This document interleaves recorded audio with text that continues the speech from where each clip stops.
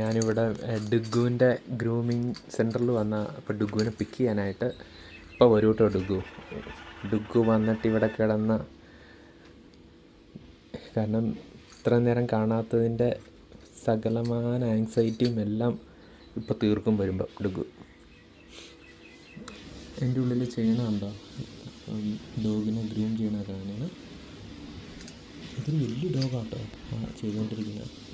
എനിക്കാണ് saint Bernard അങ്ങനെ എന്തോ ബ്രീഡാണ്. അതിനും ചൂടില്ല. ഡുഗു എത്തി ഇവിടെ.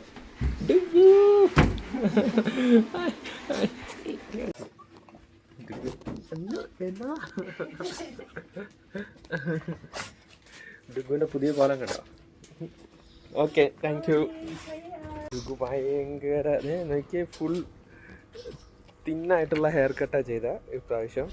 കാരണം ഡുഗു ഞങ്ങളുടെ കൂടെ അല്ല കേട്ടോ, ഡുഗുവിന് ട്രാവൽ ചെയ്യാനുള്ള ഡുഗുവിൻ്റെ ഫസ്റ്റ് ഫ്ലൈറ്റ് പിടിക്കാനുള്ളതാണ്. അപ്പോൾ ഇച്ചിരി ലുക്കിലായിക്കോട്ടെ എന്ന് വിചാരിച്ചു.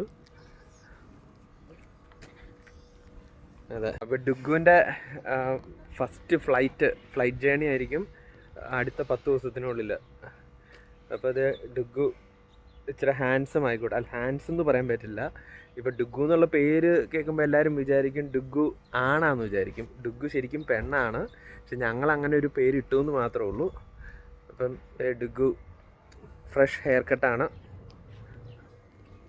She looks like